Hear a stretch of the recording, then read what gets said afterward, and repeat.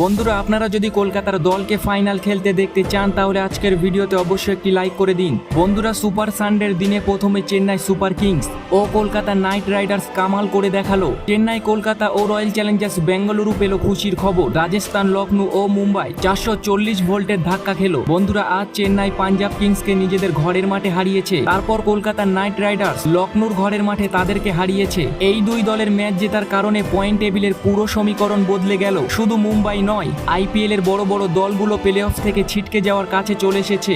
আজকের ভিডিওতে আপনাদের সঙ্গে আমরা বলবো কোন দলকে প্লে অফ খেলার জন্য কটা ম্যাচ জিততে হবে। তার সঙ্গে আমরা আপনাদের দেখাবো পয়েন্ট টেবিলের পুরো সমীকরণ, কিভাবে বেঙ্গালুরু গুজরাট টাইটন্স প্লে অফে উঠবে। এই সব কিছু জানার জন্য আজকের ভিডিওটি সম্পূর্ণ দেখুন। তবে তার আগে আপনারা যদি চান আপনার প্রিয় দল প্লে অফ খেলুক তাহলে নিচে কমেন্ট করে আমাদের জানাতে ভুলবেন না। আইপিএল এবার দারুণ ফর্মে রয়েছে কলকাতা নাইট রাইডার্স। এখনো পর্যন্ত তারা সবচেয়ে সফল দল। 11টি ম্যাচ খেলে 8টি ম্যাচ জয় করে নিয়েছে কলকাতা নাইট রাইডার্স। মাত্র 3টি ম্যাচ হেরেছে তারা। লখনৌ সুপার জায়ান্টকে 98 রানে হারিয়ে 16 পয়েন্ট নিয়ে পয়েন্ট টেবিলের 1 নম্বরে আছে কলকাতা নাইট রাইডার্স। তাদের প্লে অফ খেলা কনফার্ম হয়ে গিয়েছে। পয়েন্ট টেবিলের 2 নম্বরে রয়েছে রাজস্থান রয়্যালস। রাজস্থান 10টি ম্যাচ খেলে 8টি ম্যাচ জিতেছে ও 2টি ম্যাচ হেরেছে তারা। 16 পয়েন্ট নিয়ে পয়েন্ট টেবিলের 2 নম্বরে অবস্থান করছে সঞ্জু স্যামসং এর দল। তাদেরও প্লে অফ খেলা কনফার্ম। রবিবার পাঞ্জাবের ঘরের মাঠে তাদেরকে হারিয়ে পয়েন্ট টেবিলের 3 নম্বরে অবস্থান করছে MS ধোনির চেন্নাই। 11টি ম্যাচ খেলে 6টি ম্যাচ জিতেছে তারা ও 5টি ম্যাচ হেরেছে।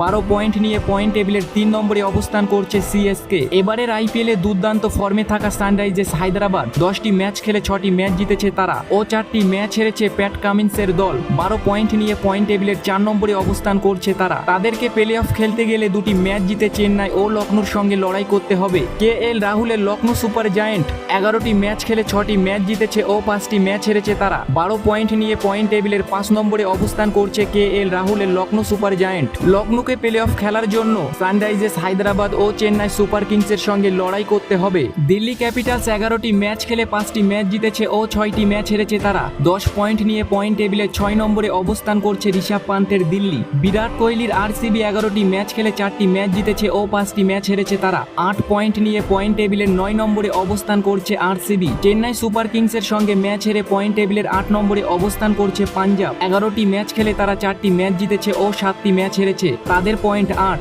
শুভমান গিলের গুজরাট টাইটন্স 11টি ম্যাচ খেলে 4টি ম্যাচ জিতেছে ও 7টি ম্যাচ হেরেছে তারা। 8 পয়েন্ট নিয়ে পয়েন্ট টেবিলের 9 নম্বরে অবস্থান করছে শুভমান গিলের গুজরাট টাইটন্স। পয়েন্ট টেবিলের 10 নম্বরে অবস্থান করছে 5 বারের ডিফেন্ডিং চ্যাম্পিয়ন মুম্বাই ইন্ডিয়ান্স। 11টি ম্যাচ খেলে 3টি ম্যাচ জিতেছে ও 8টি ম্যাচ হেরেছে তারা। 6 পয়েন্ট নিয়ে পয়েন্ট টেবিলের সবার শেষে অবস্থান করছে হার্দিক পান্ডিয়ার মুম্বাই। তো বন্ধুরা, এই ছিল IPL 2024 পয়েন্ট টেবিল। আপনাদের কি মনে হয় কোন 4টি দল প্লে অফ খেলবে? নিচে কমেন্ট করে আমাদের জানাতে ভুলবেন না।